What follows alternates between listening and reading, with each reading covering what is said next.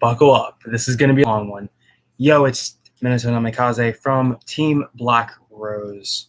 The name change hasn't happened for a reason. Also, the live stream tomorrow is still scheduled. I just kind of wanted to do this kind of today because I have some spare time and I got everything I needed done. Is handhelds worth it? I do want to shoot a text to Soul Saker to make sure he knows I'm live.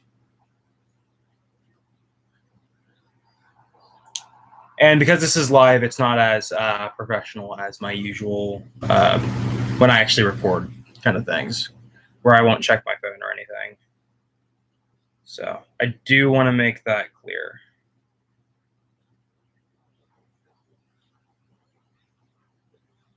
I have like 3 friend requests from the same person. Okay.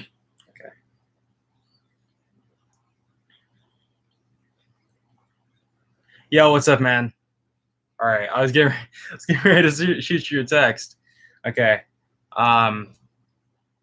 So here is the kind of big thing. Handhelds, yes. Are they worth it in 2019? Now, clearly, I can't. You guys know I love my Nintendo Switch. Probably taking this thing everywhere and probably have so many videos on this thing. You guys are probably sick of hearing about this thing. But I can't talk about a handheld video without my favorite handheld I've ever purchased. But this is not about this. This actually is about other handhelds. Whether it be Game Boys, DSs, 3DSs, and even PSPs and PlayStation Vitas. So I want to kind of look at the mainstream ones and why each of them kind of have their own worth. And I'm going to kind of generalize and say handhelds do not have to have good graphics. I know we're all used to HD graphics, but just take that and realize that that's not always how handhelds were meant to be. So I'm going to kind of begin with talking about the Game Boy, and I'm going to kind of spend very little time on this because of how hard it is to actually find Game Boy games. And that is, if you are a Game Boy purist, you're wanting Game Boys, I do feel like they are worth it for the purely retro gamers, the people who just want a handheld for the on-the-go that is a retro console.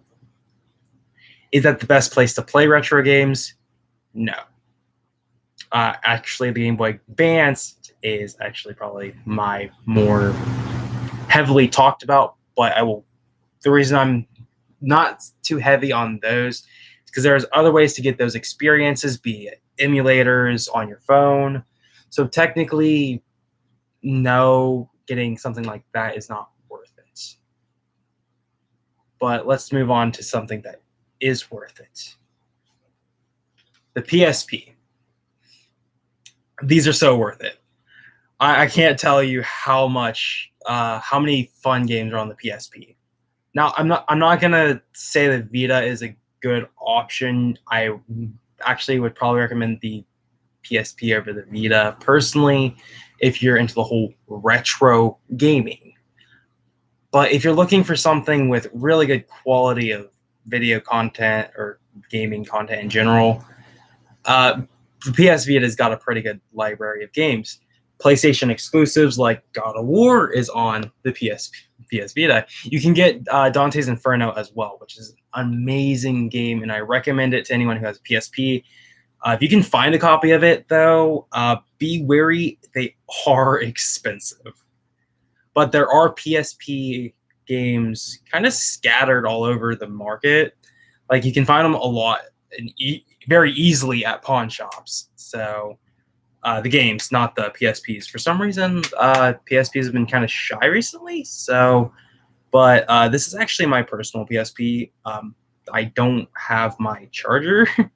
I got to get a new charger for this one, so I haven't been able to use it. So I really haven't been able to play my personal handheld recently. But I don't have a Vita to show you guys because I actually sold my Vita. not really regretting it, because in all reality, the Vita didn't have enough support for me to justify keeping it. And there wasn't enough games on it that I liked. I did get to play the Sword Art game and a couple of the smaller, like, indie titles, but nothing major, which kind of leads my focus to the DSs. And I will state that unless you're wanting to play Game Boy Advanced cartridges, which, let's be honest, is not really a big thing that you should be worried about, because there are emulators for that. I'm not saying that emulation is a good thing, that is piracy, but I'm not going to justify something that we can access extremely easy as a go-to. So what's left? We've got obviously the Nintendo Switch that has an awesome library and a growing library that's getting better. But what about people who aren't really wanting to spend $300 on a game console? And that's the people that are the budget gamers, people who can't afford that new console. And because the Switch really hasn't dropped in price yet, it's going to stay high. Kind of gets me to the 3DS. Yes. I recommend getting a 3DS, especially still in 2019, because there's still such a huge library between the DS and 3DS line of consoles. Now, with that, you got to take that with a grain of salt. If you buy a 3DS, it does play DS games, but it does not play Game Boy games. However, there are a good bit of digital reprints and whatnot.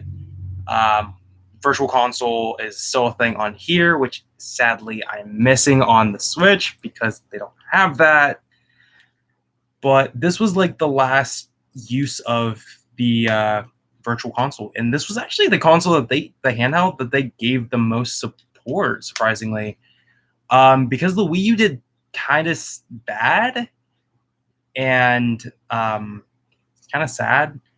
The Wii U did extremely bad, let's be honest. We can't sugarcoat that forever. But this was Nintendo's kind of saving grace during the Wii U generations. And there was a lot of good games like Smash and stuff like that. Another good one to note is all of the Pokemon games on the 3DSs were pretty good, actually. Personally, one of my favorite games that I'm actually getting a chance to replay is 3D Land. I got this at a pawn shop, so it's still worth the price. And that's the interesting thing about the 3DS. You can find these for cheap. Like, this one was only like I paid about $63 for it.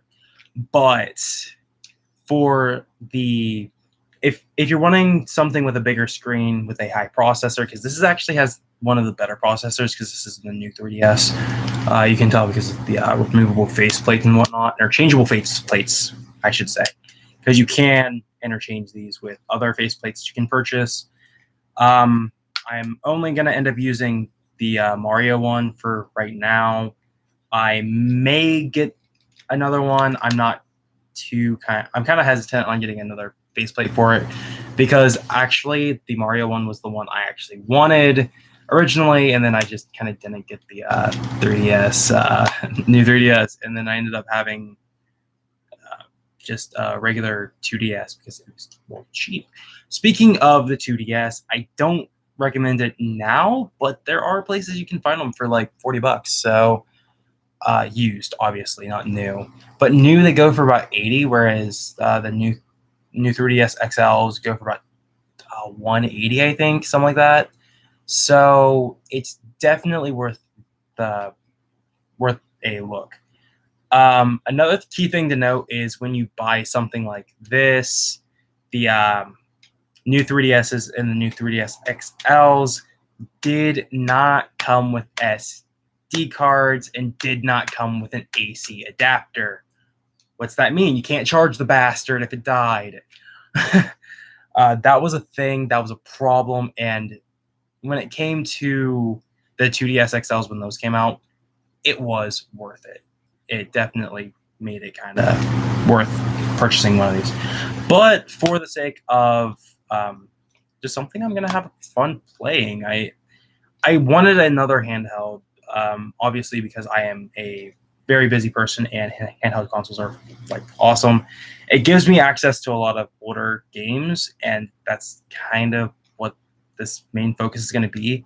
Basically, I'm going to finish 3D Land, and then I'm probably going to reset the entire thing. It's going to lose everything, and I'm going to be downloading Pokemon, Crystal, Silver, Gold, all of the original, all of the Gen 1 and Gen 2 games, basically.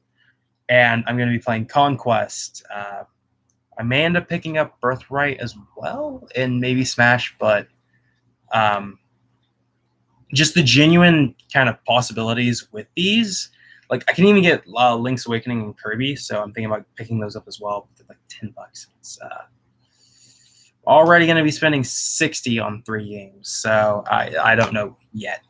I may end up getting a case, but in all honesty, I have found that the 3DSs are relatively solid. So putting it in your bag, and just as long as you're not one of the people who goes to like a card shop and puts your bag on a seat, and then someone sits on it and busts your console, your deck box, and everything you possess in that bag, that sucks. People really should be more courteous of your stuff. But yes, potato. I do want to bring up the giveaway coming up tomorrow. By the way, me and Souls are going to be chilling tomorrow.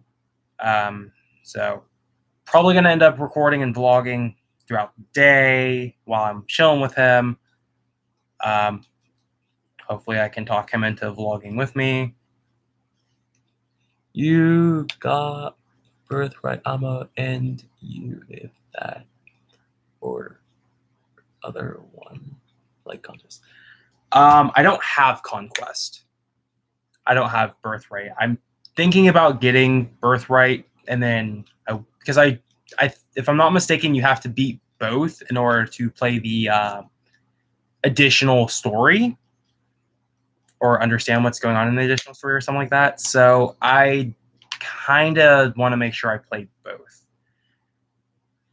It's just because that reason. But I'm probably going to end up, and I might not even end up playing Birthright. I'm going to play Conquest mainly because Camilla, best girl. Yeah, deal with it.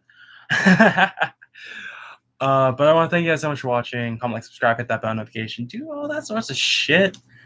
I want to know in the comments what you guys think the best handheld was, or is slowly becoming your favorite. Because, like I said, I kind of just picked this up, and I really enjoyed 3DS games because they're not.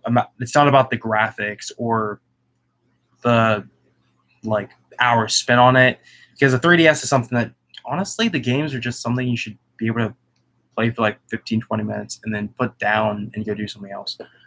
Whereas my Switch, it's gonna end up being my like home console now, as like a full-fledged home console for like YouTube and stuff. Because whereas I like taking this around, $300 is not something I would want to carry around on me. So why would I want to carry around a $300 console that could possibly end up getting cracked, damaged, or broken? The Switch is sturdy, so I haven't really worried too much about that yet. But I have been kind of looking for an alternative for my on-the-go, mainly Pokemon and stuff like that, because there's no Pokemon game for the Switch yet, except for Let's Go Pikachu and Eevee. But let's be honest, that game is trash. So, yeah. Well, I want to thank you guys so much for watching. Comment, like, subscribe, hit that bell notification. Eevee all the way. Shoot for the stars, my dudes. This is Team Black Roses, Minato Namikaze, signing off. Peace. And I want to thank Souls Taker for watching the video because, yeah. Peace. Hmm. Maybe this thing will eventually go viral.